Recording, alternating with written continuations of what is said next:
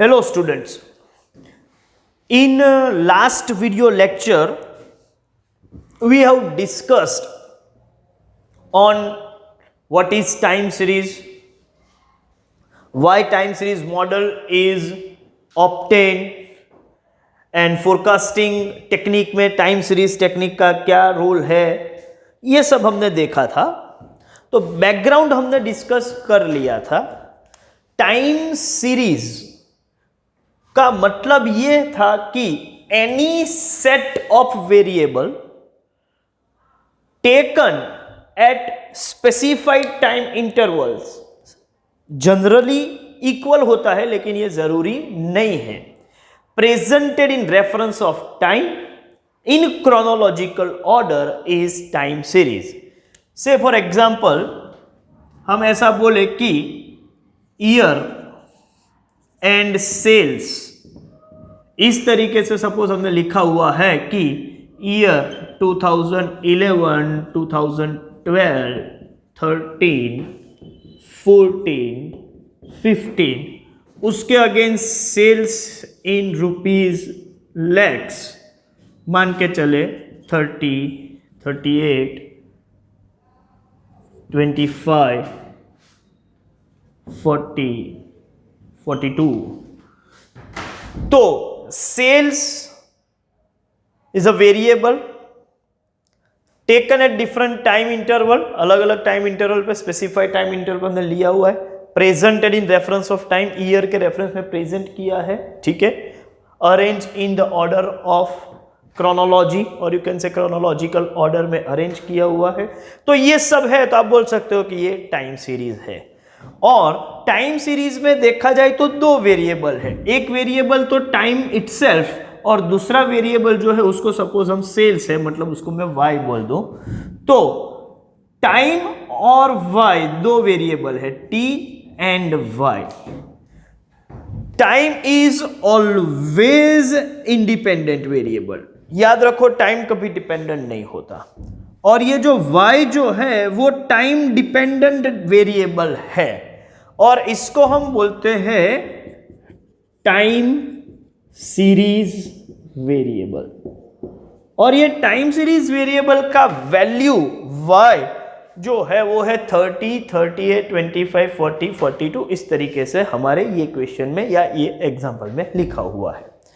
अब ये जो y की वैल्यू है वो 30 है, 2012 में 38 होती है, फिर 13 में 25 होती है। ये y की वैल्यू जो चेंज हो रही है वो टाइम चेंज होता है उसकी वजह से हो रही है। हाँ, टाइम चेंज होता है तो वैल्यू चेंज होती है, लेकिन एक्चुअली y डिटरमाइन करने वाला टाइम जो है वो एक वेरिएबल है, लेकिन टाइम को कॉज नहीं बोल सकता। लेकिन कई ऐसे वेरिएबल है जो टाइम के रेफरेंस में, कई ऐसे फैक्टर्स है जो टाइम के रेफरेंस में चेंज होते रहते हैं, और वो फैक्टर इसको इफेक्ट करते हैं। तो हम बोल सकते हैं कि इनडायरेक्टली ये जो वेरिएबल है वो टाइम पर ही डिपेंडेंट है। तो टाइम पर डिपेंडेंट क्यों है? क्योंकि y की वैल्यू डिटरमाइन टाइम नहीं कर रहा है, लेकिन कुछ ऐसे फैक्टर्स है, ठीक है, जिनकी वजह से y की वैल्यू डिटरमाइन होती है, और वो फैक्टर टाइम के हिसाब से चेंज होते रहते हैं। तो ऐसे कौन से फैक्टर है जो y की वैल्यू डिटरमाइन करने में काम करते हैं, रोल अदा करते हैं, और वो टाइम के हिसाब से वो फैक्टर्स चेंज भी होते रहते हैं। तो ऐसे फैक्टर्स जो है उसको हमने दिया था नाम TSCR। इसको मैं सबस्क्रिप्ट T भी लिख सकता हूं, ठीक है। TT, ST, CT, RT, ये चार फैक्टर है, या TSCR, ये चार जो फैक्टर है उसको हम बोलते हैं कंपोनेंट ऑफ टाइम सीरीज। इसका फुल फॉर्म में बोल दूं तो T का मतलब होता है ट्रेंड, S का मतलब होता है सीजनल कंपोनेंट या सीजनल फ्लक्चुएशन, C का मतलब होता है साइक्लिकल वेरिएशन या साइक्लिकल कंपोनेंट या साइक्लिकल फ्लक्चुएशन, और R का मतलब होता है रैंडम और इरेग्युलर कंपोनेंट और इरेग्युलर वेरिएबल। ये चारों जो है वो कंबाइंड होके y का वैल्यू डिटरमाइन करते हैं। ये चारों का सेपरेट भी हम स्टडी करेंगे, फिर उनका कंबाइन इफेक्ट वाई होगा।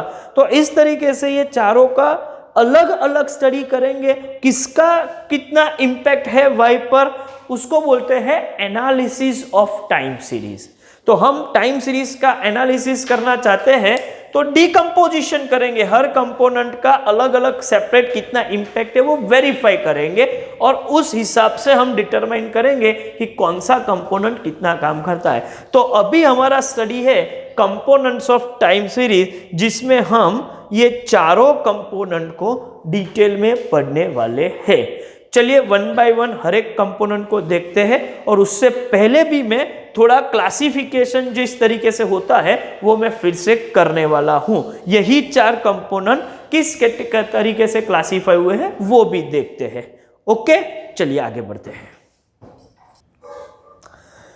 चलिए, कंपोनेंट्स ऑफ टाइम सीरीज को ट्रेडिशनली देखा जाए तो हम दो कैटेगरी में क्लासीफाई कर सकते हैं। एक को हम बोलेंगे लॉन्ग टर्म और दूसरे को बोलेंगे शॉर्ट टर्म। मतलब long term fluctuations and short term fluctuations. ये जो लॉन्ग टर्म फ्लक्चुएशन है उसमें जो कंपोनेंट आता है उसको बोलते हैं ट्रेंड, और यू कैन से सेक्युलर ट्रेंड। ट्रेंड बोलो या सेक्युलर ट्रेंड बोलो, एक ही चीज है। और जो शॉर्ट टर्म फ्लक्चुएशंस है उसको मैं दो कैटेगरी में डिवाइड करता हूं, रेगुलर एंड इरेग्युलर। और ये जो रेगुलर कैटेगरी है उसमें जो दो कंपोनेंट कवर करेंगे, सपोज मैं इसको नंबर 1 बोलूं तो इसको नंबर 2 एंड नंबर 3 बोलते हैं। एक है सीजनल और दूसरा है साइक्लिकल। और इरेग्युलर जो है उसमें एक कंपोनेंट कवर होगा, मतलब हमारे हिसाब से फोर्थ कंपोनेंट, जिसको हम बोलते हैं रैंडम। तो ये जो टी नोटेशन यूज किया था वो, इसके लिए हम नोटेशन यूज करेंगे एस, इसके लिए सी और इसके लिए आर। तो ये क्लासिफिकेशन है। वैसे चार कंपोनेंट्स हम पढ़ने जा रहे हैं। लॉन्ग टर्म में कौन आएगा? ट्रेंड। और शॉर्ट टर्म में क्या होगा? Seasonal and cyclical are short term fluctuation. सिर्फ शॉर्ट टर्म बोले तो, वैसे ये भी शॉर्ट टर्म है लेकिन ये रेगुलर है और ये इरेग्युलर है। इतना हमको याद रखना पड़ेगा। अभी वन बाय वन शुरू करते कि ये ट्रेंड क्या है। देखो, ट्रेंड का मतलब है कि ऐसा long term changes in the time series variable, long term changes, short term में लॉन्ग टर्म। और रीजन क्या होगा? तो बोलेंगे कि पॉपुलेशन का चेंज होता है, टेक्नोलॉजी में एडवांसमेंट होता है, ठीक है, लोगों के प्रेफरेंसेस चेंज हो जाते हैं, ठीक है, ये सब लॉन्ग टर्म है जो कई सालों तक का आप ट्रेंड देख सकते हो। 2-3 साल में आप ट्रेंड जज नहीं कर पाते, लेकिन लॉन्ग पीरियड में जो स्मूथ मूवमेंट है या जो जनरल टेंडेंसी है वेरिएबल की मूव करने की, शायद वो अपवर्ड मूवमेंट का टेंडेंसी हो या डाउनवर्ड मूवमेंट का भी टेंडेंसी हो, लेकिन जनरल कॉमन टेंडेंसी जो है उसको हम बोलेंगे trend. Over the period of, you can से लॉन्ग टर्म, मतलब 10 to 15 ईयर्स ऐसा मान के चलते हैं। वैसे ये 10 to 15 ईयर बोलना करेक्ट बात नहीं है। ऑफ कोर्स टेक्स्ट बुक ने ऐसा जनरलाइज किया हुआ है, लेकिन मैं आपको बोलूं कि सिचुएशन के हिसाब से लॉन्ग टर्म किसको बोलेंगे, तो लॉन्ग टर्म वर्ड जो है ना, वो एक लॉन्ग टर्म बोले या शॉर्ट टर्म, ये वर्ड जो है वो सब्जेक्टिव है। जैसे ह्यूमन लाइफ में देखा जाए तो 10 to 15 years is a really long term period. लेकिन मैं ऐसा बोलूं कि लाइफ ऑफ स्टार या लाइफ ऑफ सन या प्लेनेट, तो वो क्रोर्स ऑफ ईयर्स की उनकी लाइफ होती है, उसमें 10 to 15 ईयर्स काफी स्मॉल पीरियड माना जाएगा, वेरी शॉर्ट टर्म। तो लॉन्ग टर्म या शॉर्ट टर्म ऐसा क्लासिफिकेशन जो है, ठीक है, वो जनरल सेंस में हम नहीं बोल सकते, कोई सिचुएशन के हिसाब से अलग अलग हो सकता है, लेकिन हमारे यहाँ बिजनेस के पॉइंट ऑफ व्यू से ये सब क्लासिफिकेशन क्या है कि बिजनेस पीरियड जो होता है वो 10-15 years is considered as a longer period, ठीक है। 1-2 साल बिजनेस करो तो वो शॉर्ट टर्म टाइम माना जाएगा, लेकिन 10-15 ईयर्स बहुत बड़ा। और इलेक्ट्रॉनिक आइटम्स है, इसका बिजनेस कर रहे हो तो उसमें 4 to 5 ईयर्स भी लॉन्ग टर्म हो जाएगा, क्योंकि वहाँ टेक्नोलॉजिकल चेंजेस बहुत जल्दी आते हैं।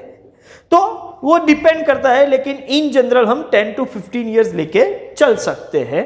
तो ये 10-15 साल में कुछ ऐसे फैक्टर्स की वजह से, जैसे कि टेक्नोलॉजी का एडवांसमेंट हो रहा है, पॉपुलेशन चेंज हो रहा है, लोगों के टेस्ट प्रेफरेंस चेंज हो रहे हैं, ऐसे कुछ फैक्टर्स की वजह से जो general tendency of variable to move है, वेरिएबल का मूवमेंट करने का जो कॉमन टेंडेंसी है, जनरल शेप क्या है उसका मूवमेंट का, उसको हम बोलते हैं या तो वो ग्रोथ का या डिक्लाइन का या स्टेगनेंट रहने का जो भी उसका ट्रेंड है, ठीक है, वो सेक्युलर ट्रेंड या जस्ट ट्रेंड माना जाएगा।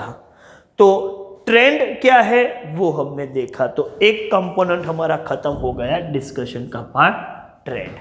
दूसरा है सीजनल कंपोनेंट या सीजनल फ्लक्चुएशन। देखो, सीजन का मतलब होता है कि वेरी शॉर्ट पीरियड, 1 साल से भी कम पीरियड में सभी सीजन आ जाती है। सीजन में 2 टाइप की सीजन या फैक्टर होते हैं, एक तो नेचुरल फैक्टर्स भी हो सकते हैं और दूसरे कुछ मैन मेड फैक्टर्स भी हो सकते हैं, जैसे कि क्लाइमेट चेंजेस, एटमॉस्फेयर का चेंजेस, ये सब नेचुरल सीजन है। जैसे कि रेनी सीजन, समर सीजन, ये नेचुरल फैक्टर काम करते हैं कि यहां आप एवरी ईयर इस तरीके का रेगुलर मूवमेंट देख सकते हो।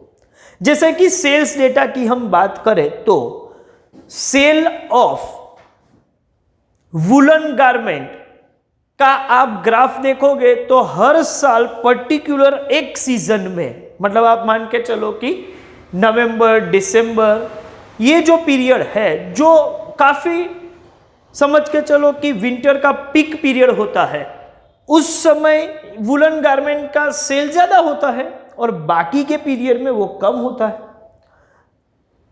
रेनी सीजन आ जाती है तो रेनकोट या अम्ब्रेलाज, इनके सेल्स बढ़ जाते हैं। नॉर्मल सीजन में उतने सेल नहीं होता बाकी की सीजन में।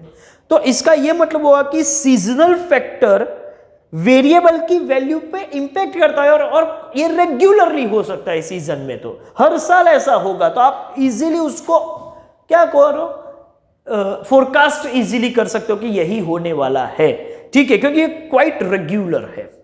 और ऐसा जरूरी नहीं है कि सीजन सिर्फ नेचुरल फैक्टर की वजह से चेंज होती है, मैनमेड भी सीजन होती है। जैसे कि शादी की सीजन, एवरी ईयर कुछ ना कुछ ऐसे पीरियड होता है जिसमें शादियां बहुत होती है, तो उस वक्त रेडीमेड गारमेंट्स या फिर कैटरिंग बिजनेस, इनका जो है सेल्स बढ़ जाता है। आगे ले तो एक और फैक्टर, जैसे कि मैं आपको बात करूं कि फेस्टिवल्स, दिवाली, ईद, ऐसे टाइम में बिजनेस बहुत ज़्यादा रन करते हैं और सेल्स वैल्यू बढ़ जाती है। और जैसे ही ये सब फेस्टिवल का दौर ख़त्म होता है तो सभी बिजनेस में कुछ ना कुछ स्लो डाउन आ जाता है। तो इसका ये मतलब हुआ कि मैनमेड फैक्टर भी काम करते हैं, लेकिन ये क्वाइट रेगुलर है, हर बार सीजन में इनका कुछ ना कुछ इंपैक्ट होता है और ये वेरी शॉर्ट पीरियड में होता है, मतलब 1 साल के अंदर ये सब काम हो जाता है, तो ये पीरियड बहुत छोटा होता है, ठीक है। तो इसको बोलते हैं रेगुलर। चलिए अब एक स्टेप आगे बढ़ते हैं और वो है साइक्लिकल फ्लक्चुएशन। साइक्लिकल फ्लक्चुएशन में इस तरीके की बिजनेस साइकिल, हम बात करेंगे बिजनेस और ट्रेड साइकिल की, मतलब हर एक बिजनेस में ये हमेशा ये साइक्लिकल फ्लो मेंटेन होता ही है, या हर इकोनॉमी में ये साइकिल चलती रहती है। जैसे कि इकोनॉमी धीरे धीरे ग्रो करती है और ग्रो करने के बाद एक लेवल पे आती है और वो पिक लेवल होता है जिसको हम बोलते हैं प्रॉस्पेरिटी और बूम पीरियड।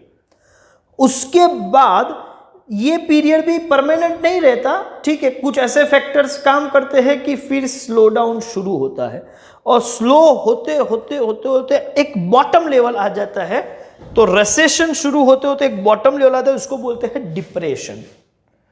और डिप्रेशन के बाद ये भी पीरियड परमानेंट नहीं है, कुछ और एफर्ट लगाएंगे, कुछ और मैकेनिज्म शुरू होगा और उसकी वजह से धीरे धीरे वो सिचुएशन रिवाइव होने शुरू होती है जिसको बोलते हैं रिकवरी पीरियड। और फिर रिकवरी होके फिर से वो बूम लेवल पे आ जाता है। ऐसा साइकिल हर बिजनेस में, हर ट्रेड में, हर इकोनॉमी में कंटिन्यूअसली चलता रहता है। जब ये टाइम सीरीज वेरिएबल की बात करें तो आपका बिजनेस या आपकी जो वैल्यू, आप टाइम सीरीज वेरिएबल की जो वैल्यू है वो जिस टाइम पे डिटरमाइन हो रही है उस वक्त साइकिल का कौन सा फेज है, ठीक है, बूम फेज है, रिसेशन है, डिप्रेशन है, रिकवरी है, कौन सा फेज है, उस हिसाब से वो वैल्यू चेंज होगी या वैल्यू पर ये फेज का भी इंपैक्ट होगा।